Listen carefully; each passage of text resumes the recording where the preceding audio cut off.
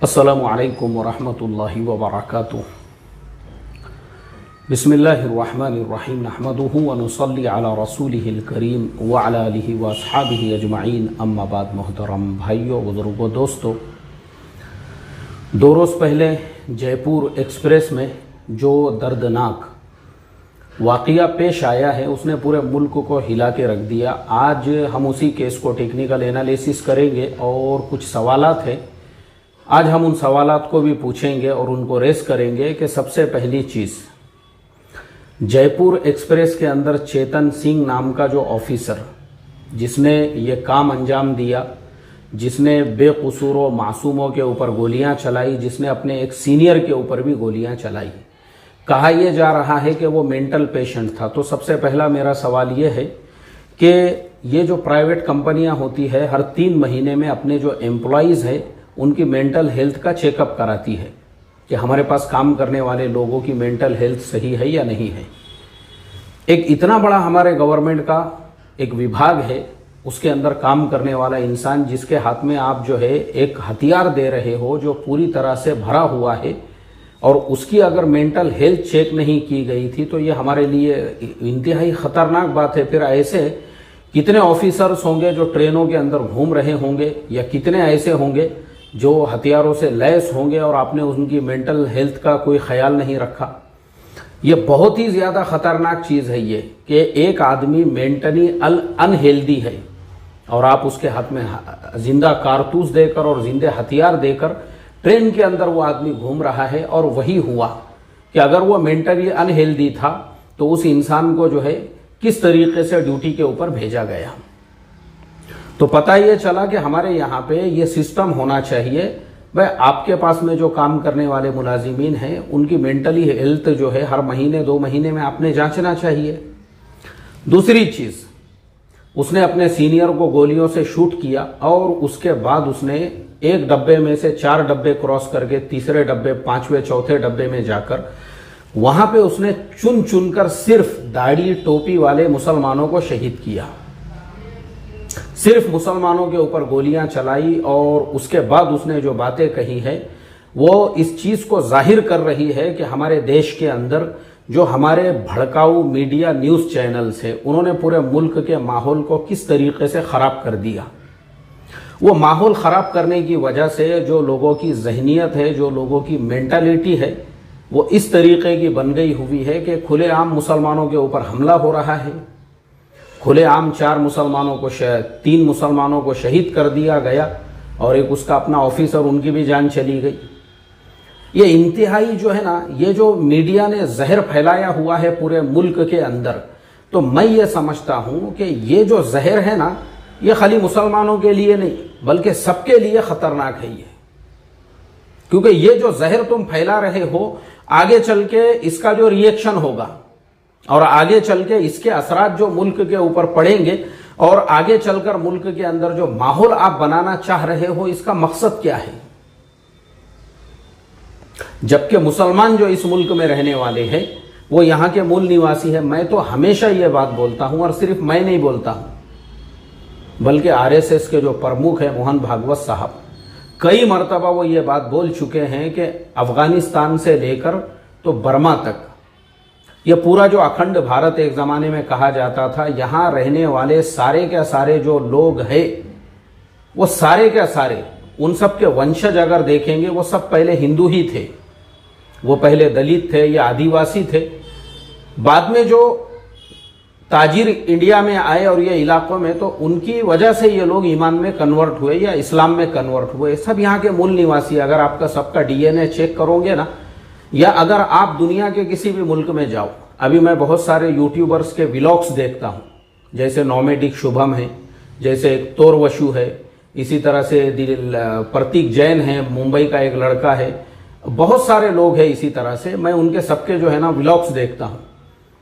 वो लोगों का पहला जुमला, अभी वो जो तोरवशु है वो चाइना गया, चाइना के कुछ इलाकों में, और अभी भी वो चाइना में ही है, तो वो बताने लगा कि वो जहां पे भी चाइना में जाता था लोग उसकी सूरत देखकर उसको पहला जुमला यही कहते थे, are you from Pakistan, are you from, उसने कहा नहीं, आई एम फ्रॉम इंडिया। यानी आप दुनिया में कहीं पे भी चले जाओ, ये हमारे जो मुल्क है इंडिया, पाकिस्तान, बांग्लादेश, श्रीलंका और नेपाल, हमारे सबके चेहरे एक जैसे ही है। आप चेंज नहीं कर सकते इनको, चाहे इंडिया के मुसलमान कितने ही अपने नाम के शुरू में सैयद, शेख, फारूकी, सिद्दीकी और कुछ भी लगाने दो, तुम वो लगाने से ना ओरिजिनल शेख बन सकते हो, ना सैयद बन सकते हो, ना फारूकी बन सकते हो, ना सिद्दीकी बन सकते हो। जो धूपकाले के अंदर जो भुना हुआ तुम्हारा चेहरा है, वो पूरी दुनिया को यह पैगाम देता है, तुम ओरिजिनल में इंडियन हो या बांग्लादेशी हो या पाकिस्तानी हो, तुम दुनिया के किसी भी मुल्क में चले जाओ, हमारे चेहरे एक जैसे हैं, हमारा डीएनए एक जैसा है। हम सारे क्या सारे अगर आप देखोगे, आज भी दुनिया का सबसे पुराना जो मंदिर है वो पाकिस्तान में है। अफगानिस्तान के अंदर आज भी मंदिर मौजूद है। ये सारे मुल्कों के अंदर अगर आप इन मुल्कों का जायजा लोगे ना भाई, तो खुद मोहन भागवत साहब कई मरतबा ये बात बोल चुके हैं कि देखो ये हमारा जो पूरा खित्ता है, हमारा सबका डीएनए एक ही है, क्योंकि सब पहले जो है सबके जो वंशज थे वो सब हिंदू ही थे, वो बाद में इस्लाम के अंदर कन्वर्ट हुए।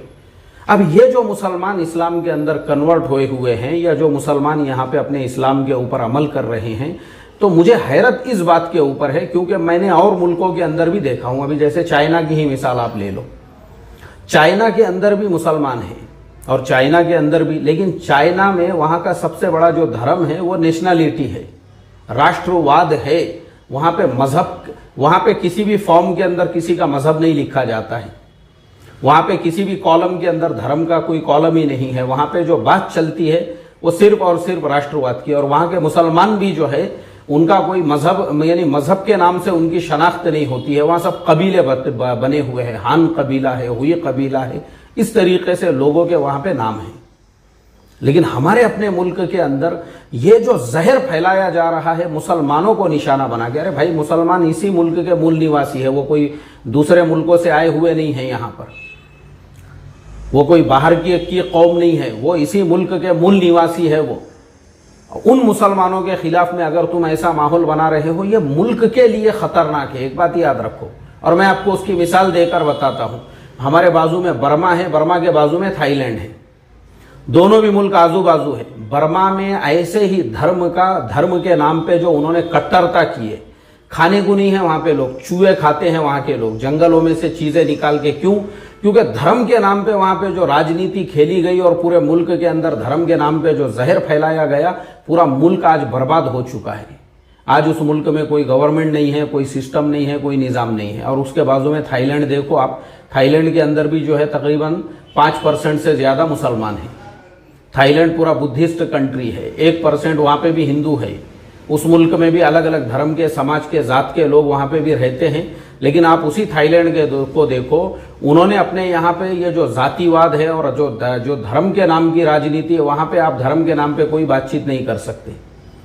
इसीलिए उस मुल्क ने आज इतनी तरक्की किया, पूरी दुनिया के अंदर सबसे ज्यादा टूरिज्म, यानी उस मुल्क में कोरोना से पहले दुनिया में वो दूसरे नंबर पर था। पहले नंबर पे स्पेन था जहां पे 8 करोड़ लोगों ने जो है विजिट किए थे, और दूसरे नंबर पे थाईलैंड था जहां पे 7.5 करोड़ लोगों ने विजिट किए थे, जहां की जबकि उनकी आबादी से भी डबल हो रहे हैं ये लोग। उस मुल्क की तरक्की देखो आप। अगर किसी को अमेरिका कोई नहीं जा सकता होगा या कोई यूरोप नहीं जा सकता होगा, मैं ऐसे लोगों को मशवरा देता हूं कि वो लोग जो है, थाईलैंड है, मलेशिया है हमारे पड़ोस में, ये हमारे गरीबों के अमेरिका है।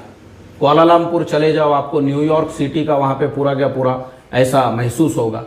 तो ये मुल्कों ने जो है ना, अब मलेशिया को ले लो, वो पूरा इस्लामी मुल्क है, मुस्लिम आबादी है, 10% हिंदू है, पूरी आजादी है वहां पे कोई धर्म की बात नहीं करता। किसी ने धर्म की बात वहां पे किया, वहां की गवर्नमेंट उसके अगेंस्ट में एक्शन लेती है। हमारे मुल्क में धर्म का इस्तेमाल क्यों किया जाता है और मजहब की बुनियाद पे ये जो जहर फैलाया जा रहा है, मुझे आप बताओ ना। जब मुसलमान इस मुल्क के मूल निवासी है, तो ये हमारे मीडिया न्यूज चैनल्स मुसलमानों के खिलाफ जहर फैला के करना क्या चाहते हैं? तुम क्या ये चाहते हो कि मुसलमानों को मुल्क से बाहर भेज दिया जाए, मुल्क से बाहर मुसलमानों को निकाल दिया जाए? ऐसा तो हो ही नहीं सकता, क्योंकि ये मुल्क हमारा है। मैं आपको मेरी बात बताता हूं, मैंने पूरी प्रोसेसिंग कंप्लीट किया था, मुझे पुर्तगाल जाने का था, लेकिन मैंने बाद में कैंसिल किया। जब मेरे ऑफिस के ऊपर अटैक हुआ, कुछ गुंडों ने आके मेरे ऑफिस पे अटैक किए और मुझे जो है धौंसे जब दी गई कि तुझे हम पुणे में भी नहीं रहने देंगे, उसके बाद में फिर मैंने पूरा वो कैंसिल किया। वो पूरे पेपर फाड़ के यहाँ कचरे के कुंडी में डाला, और मैंने कहा ये मेरा देश है, ये मेरा वतन है, ये मेरा मुल्क है, अब तो मैं इसी मुल्क में रहूंगा, आखिरी सांस तक इसी मुल्क में रहूंगा, इसी ऑफिस में बैठूंगा और यहीं पे अपनी पूरी जिंदगी गुजारूंगा। मेरा मुल्क है ये। मैंने मेरा बाहर जाने का प्रोग्राम पूरा कैंसिल कर दिया। मुझे आज भी जॉब के ऑफर आते हैं, मैं बोलता हूं मुझे नहीं चाहिए। मुझे दुबई से जो है ना 30,000 जो दुबई के दिरहम है वो मंथली पैकेज के ऊपर जॉब का ऑफर आया था, मेरे पास ईमेल है उसका। मैंने उनको बोल दिया नहीं, मुझे इंडिया में रहते हुए अब मुझे कहीं नहीं जाना है, ये मेरा अपना देश है, मैं अपने देश के अंदर मैं अपने ऑफिस में बैठकर काम करूंगा। तो भारत का जो मुसलमान है ना, वो हम तो यहाँ के मूल निवासी है। तुम कितना भी हमारे खिलाफ में जहर फैलाओ, हम हमारे हिंदू भाइयों को अपना भाई समझते हैं, हम सबको रिस्पेक्ट देंगे। छत्रपति शिवाजी महाराज की अगर जयंती आती है वो भी हम मनाएंगे, उसके अंदर भी हम पार्टिसिपेट करेंगे। उसके अंदर हमारे जो मराठा समाज के भाई जाते हैं हम भी उनके साथ में चलेंगे और उनको पानी पिलाएंगे और हम भी जो है पूरा खुशियां मनाएंगे, क्योंकि हमारा देश है, छत्रपति शिवाजी महाराज भी हमारे हैं। जो आनंदी की जत्रा को जो डिंडी जाती है, हम उनके लिए अपने मस्जिदों के दरवाजे खोल देंगे, उनको अपने मस्जिदों के अंदर हम बिठा जो है रात में उनको क़ियाम करने देंगे, उनके लिए खाने का इंतजाम करेंगे, क्योंकि वो हमारे भाई है। क्यों छोड़कर जाए भाई हम ये देश, क्योंकि हम इस देश के मूल निवासी हैं। हमारे बाप दादा भी पहले ऐसी डिंडी में जाते थे, हमारे बाप दादा भी। अब वो हो गए इस्लाम के अंदर कन्वर्ट, जिसकी वजह से हम लोग मुसलमान हैं। तो तुम हमारे खिलाफ में जहर का माहौल क्यों फैला रहे हो पूरे देश में? इससे तुमको हासिल क्या करना है? तुमको वोट चाहिए, तो फिर दंगे फसाद क्यों करा रहे हो भाई? जैसे मेवात के अंदर अभी जो दंगा हुआ, वो सिर्फ इलेक्शन से पहले ही हमारे देश के अंदर हर स्टेट में दंगे क्यों होते? अगर तुमको वोट चाहिए ना, तुम अलग ऐलान बोलो। मैं कहता हूं ना, मैं खुद रोडों रास्तों पे चल चल के गरीब महल्लों में लोगों को कहूंगा भाई ये फुलानी पार्टी है, इनको वोट दो। अपने को इन्हीं को वोट देना है, क्योंकि अपने को दंगे फसाद नहीं चाहिए, अपने को अपने मस्जिद के ऊपर अटैक नहीं चाहिए, अपने को एक मासूम इमाम की शहादत नहीं चाहिए। गरीब मुसलमानों की दुकानें वहां पे लूटी गई, गरीब मुसलमानों की। वो बेचारे जो है वो गाड़े के ऊपर बिरयानी बेचने वाले और वो बेचारे जो है रोडों के ऊपर सब, वो क्योंकि उनके पास क्वालिफिकेशन नहीं, वो हायर एजुकेटेड नहीं है, उनके पास बड़ी बड़ी होलसेल दुकानें नहीं है, उनकी दुकानें भी जो है छोटी मोटी टूटी फूटी। यार वो दुकानें तोड़ते तुम उनकी, और वो दुकानों को तोड़ के तुम पैगाम क्या देना चाहते दुनिया को, मुझे ये बताओ। वैसी दुकानों को लूट रहे हो तुम, वैसे गरीबों को लूट रहे हो। ऐसा मत करो यार, वोट के लिए, इलेक्शन के लिए मुल्क का माहौल मत खराब करो। तुमको वोट चाहिए ना, जिस पार्टी को भी वोट चाहिए मुझे बोलो। मैं अल्लाह को हाजिर नाजिर जानकर ये जो है आपसे वादा करता हूं, मैं खुद तुम्हारे लिए वोट मांगूंगा लोगों से, मेरे चैनल पे वोट मांगूंगा, मैं गली महल्लों में चल के वोट मांगूंगा कि भाई ये फुलानी पार्टी है, इनको वोट दो, क्योंकि अपने को इनको जिताना है। इनको हम सब इनको ही वोट देंगे। हमको जो है लड़ाई झगड़े नहीं चाहिए, हमको हमारे मस्जिदों पे अटैक नहीं चाहिए, हमको इस तरीके से जो है एक इमाम की शहादत नहीं चाहिए। मुझे बताओ ना, ये जो जहर चेतन सिंह के दिमाग में जो जहर भरा गया, और सिर्फ उसने मुसलमानों को टारगेट इसीलिए किया क्योंकि इसके पीछे हमारे मीडिया न्यूज चैनल्स की जो मेहनत चल रही है इतने दिनों से, इतने सालों से जो है ना, हर चीज में मुसलमानों को जो है बदनाम करना, हर चीज में मुसलमानों को सामने लाके पेश करना, हर चीज में मुसलमान करना, जिसकी वजह से लोगों के ब्रेन इस तरीके से खराब हो गए। और चेतन सिंह को पूरी ट्रेन के अंदर खाली 3 मुसलमान ही नजर आए, बाकी कोई दिखा नहीं उसको। अल्लाह माफ करे मोहतरम दोस्तों, ये इंतहाई जो है ना हमारे लिए फिक्र की बात है। हमारे लिए मतलब हमारे अपने लिए नहीं, ये हमारे पूरे देश के लिए फिक्र की बात है। मैं इसलिए देश के लिए बोल रहा हूं, उसी गुरुग्राम के अंदर जहां पे ये मेवात के अंदर जो मस्जिद जलाई गई और जहां पे मुसलमानों की दुकानें और मुसलमानों के बिरयानी के भाकड़े जहां पे जलाए गए, उसी गुरुग्राम के अंदर जो टेस्ला कंपनी है, जो टेस्ला कंपनी है इलॉन मस्क की, वो 1 लाख करोड़ रुपए का वहां पे प्रोजेक्ट लगाने वाले थे। लेकिन जब उन्होंने देखे कि भाई यहां पे माहौल तो ऐसा है, यहां तो बात बात पे धर्म आ जाता है, यहां तो बात बात पे दंगे फसाद शुरू हो जाते हैं, यहां पे तो इस तरीके से माहौल खराब हो जाता है, तो वही 1 से 1.5 लाख करोड़ रुपए का प्रोजेक्ट उन्होंने चाइना में लेकर चले गए। क्यों? वहां पे मजहब का नाम लेने पे पाबंदी है, धर्म की बात नहीं कर सकते, तुम तुम्हारे धर्म पे अमल करो, लेकिन उसके नाम पे तुम राजनीति नहीं कर सकते, सियासत नहीं कर सकते, दूसरे धर्म वालों के खिलाफ बयानबाजी नहीं कर सकते तुम, या वहां पे ये सारी पाबंदियां हैं, इसलिए वो वहां चले गए। अब वो प्रोजेक्ट उन्होंने वहां डाल दिया। मतलब ये जो हमारे छोटे मोटे जो हमको लगता है, या ऐसे दंगे फसाद हो रहे हैं, या चेतन सिंह के जैसे जो वाकयात हो रहे हैं ना, इसका इम्पैक्ट खाली आपको लगता है मुस्लिम समाज के ऊपर पड़ेगा और मुसलमान जलील होंगे और मुसलमान बदनाम होंगे। ऐसा नहीं होगा। इसका इम्पैक्ट पूरे मुल्क के ऊपर पड़ता है। आने वाले जो टूरिस्ट है, मुझे आप बताओ, दुनिया का सबसे बेहतरीन जो ये है वो हमारे मुल्क में है, ताजमहल, जो दुनिया का पहले नंबर का अजूबा है।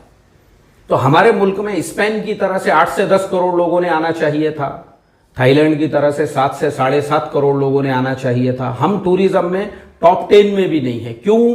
क्योंकि ये जो हमारी खबरें होती है और ये जो न्यूज होती है ना, ये पूरी दुनिया में, मैंने देखा बीबीसी के वेबसाइट के ऊपर ये सारी खबरें मौजूद है। और बीबीसी जो है वो इंटरनेशनल चैनल है, उन्होंने पूरी ग्राउंड रिपोर्टिंग की हुई है, ये पूरे केसेस की, ये पूरे वाक़ये की, ये पूरे हालात की।